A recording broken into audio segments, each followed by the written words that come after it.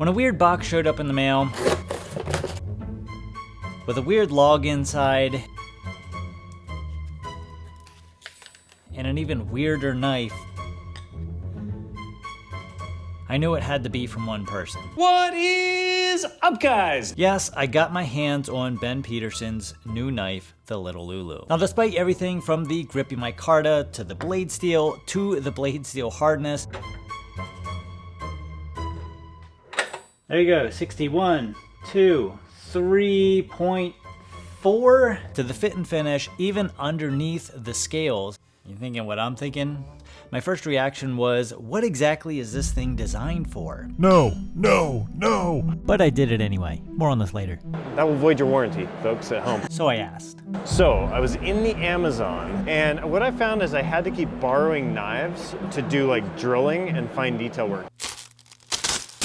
That's about as close as I've been to the Amazon. Because this drop point blade with this big belly on the original Lulu does not do that stuff well. It's great for whittling all day long, but when you want to get down into the fine details, that tip works incredibly well. So that's kind of why I designed it, was to be able to do those drilling and fine detail work in the Amazon. And I also couldn't help but wonder if there was an ulterior motive behind the release of this knife. Oh, I love this question. But first, you see, I'm no stranger to small knives. I like small knives, but Ben's knife was pushing even my limits, especially for a fixed blade.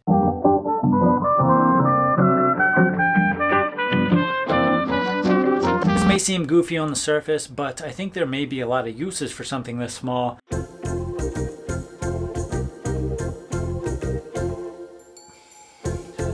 Well, maybe not. So I strapped on the knife and went about my day, trying to figure out where this knife fit in.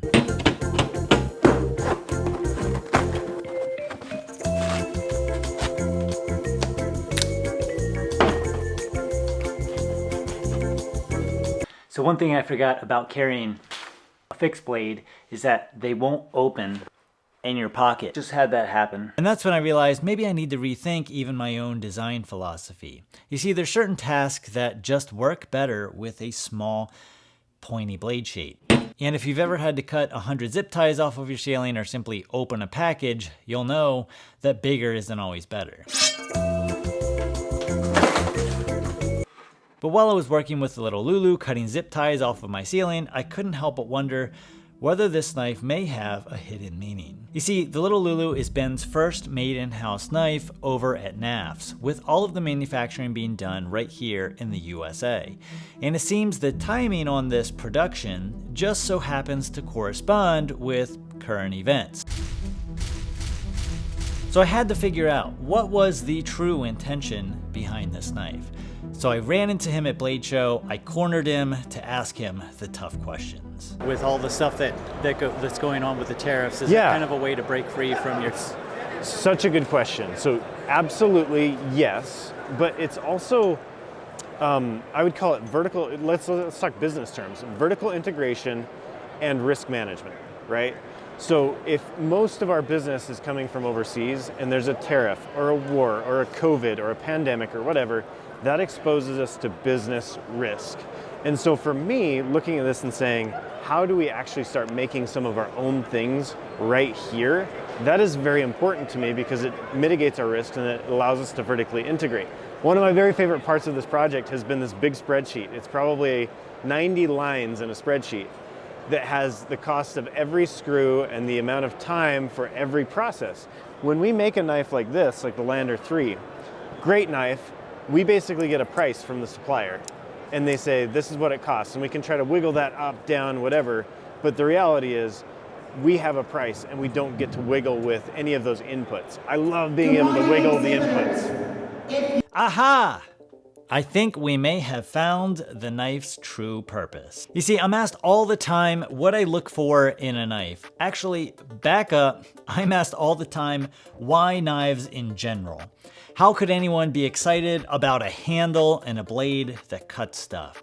Whoa! So everything that I remember now about knives, everything from my first knife I received as a kid, to the first knife I made for a YouTube video, to the giant box of knives my good friend Jerad over at Knafs Knives sent me when I got sick last year to help with content. and down to the Little Lulu from Knafs, has this story behind it. And in this case, I think despite the fact that it is a great little work blade, its defining feature is actually the true meaning behind it, which is bringing manufacturing back to the US. You see, we can go over specs for days. We can even show what the knife does in actual use. I mean, technically, that's still shaving. Honestly, MagnaCut at 63.4, 63.5 is really good. We can test it until the sun explodes into a supernova.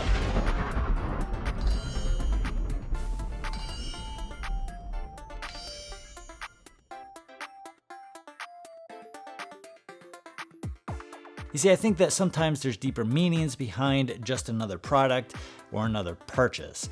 And so even though I already have one, I personally back the Kickstarter as well, because even though this is a small knife, it's capable of accomplishing some crazy big tasks. To me, it is not a nationalist decision. It is very much a business decision based on being able to continue to sell and provide for the families that work at Knafs. So I think I got this video out just in time because the Kickstarter, which I will link below, ends in only a couple of days. So if you're thinking about picking one of these things up, definitely hop on the opportunity. Okay, so here it is.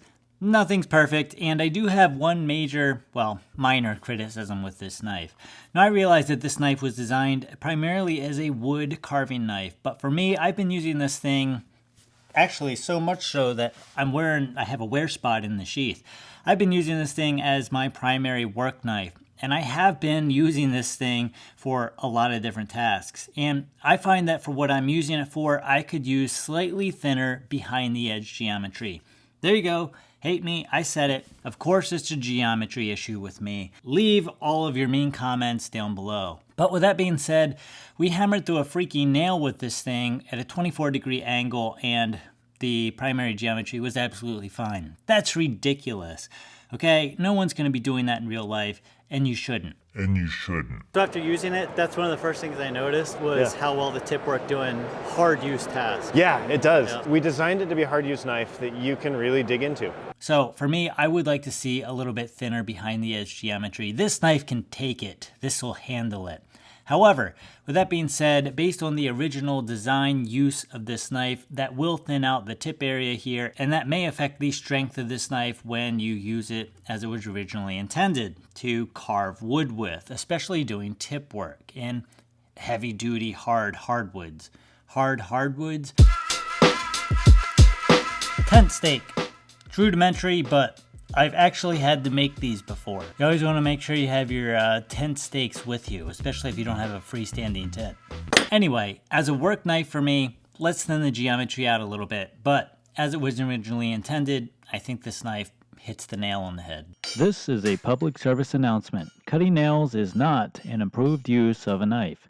Neither is opening paint cans. Knives are made to cut, not pry or be hammered. If you find yourself prying and or using a hammer in conjunction with your knife, you may be using the wrong tool for the job. Do not attempt anything you see in this video. I am an untrained professional. Okay.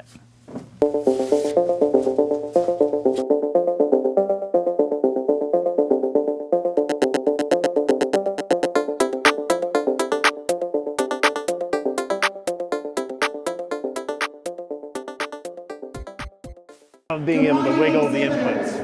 If you have a car parked, Since it's messed up, I'm in the back area,